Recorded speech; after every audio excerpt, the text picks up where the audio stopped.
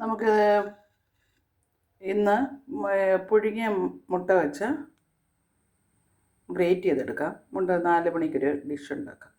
ഇത് ഞാനിപ്പോൾ നന്നായിട്ട് ഗ്രേറ്റ് ചെയ്തെടുത്തു. ഇതേപോലെ നമ്മൾ ഓമയ്ക്കൊക്കെ എടുക്കുന്ന സാധനത്തെ വെച്ചെടുക്കാം. അപ്പോൾ നമുക്ക് ഇച്ചിരി ഉപ്പിട്ട് കൊടുക്കാം.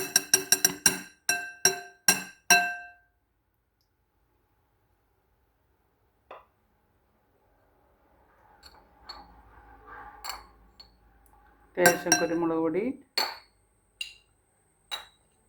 ഒരു ശകലം ഗരം മസാല,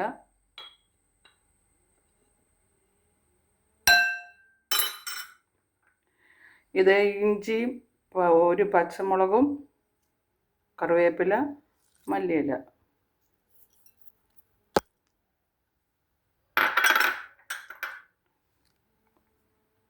ഇനി നമുക്ക് വേണ്ട ഒരു സവാള നേരിയതായിട്ട് അരിയണം.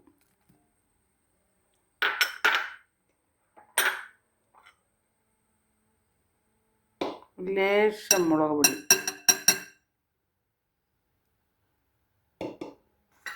ഇനി അതിലേക്ക്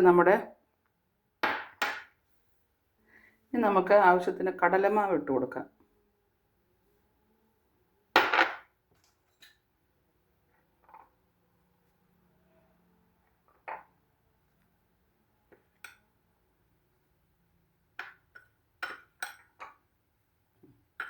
ഇതെല്ലാം കൂടെ ഒന്ന് മിക്സ് ചെയ്യാം. നന്നായിട്ട് കുഴച്ചെടുക്കാം.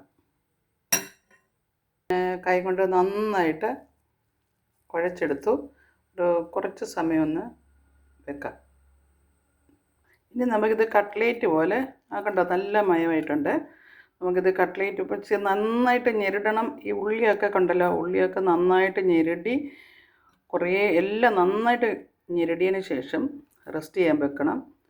അതിന് ശേഷം എടുത്തിട്ട് നമുക്ക് കട്ട്ലേറ്റിൻ്റെ ആകൃതിയിൽ എടുക്കാം, ഷേപ്പിലെടുക്കാവേ. നമ്മളിങ്ങനെ ആകൃതിയിലൊക്കെ എടുത്തു. നമുക്ക് വളരെ വേഗത്തിൽ ഉണ്ടാക്കാൻ പറ്റും. ഇനിയും പാനിലേക്ക് വെക്കാം. ഓയിൽ ഒഴിച്ച് കൊടുക്കാം ആവശ്യത്തിന്.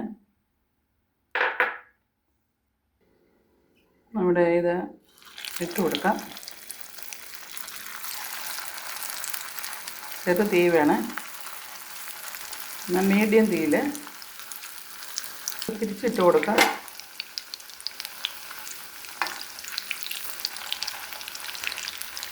നല്ല ടേസ്റ്റി ഫുഡാണ്, നല്ല ഹെൽത്തിയാണ്. സാധ്യ ടേസ്റ്റ്, നല്ല മണം വരുന്നുണ്ട്.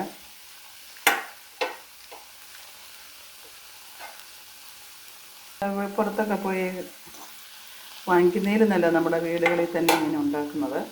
നല്ല ഒരു ഹെൽത്തി ഡിഷ് റെഡി ആയിരിക്കുകയാണ്.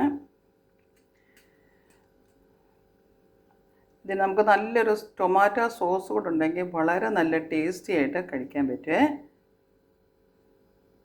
എല്ലാവരും ഉണ്ടാക്കണേ.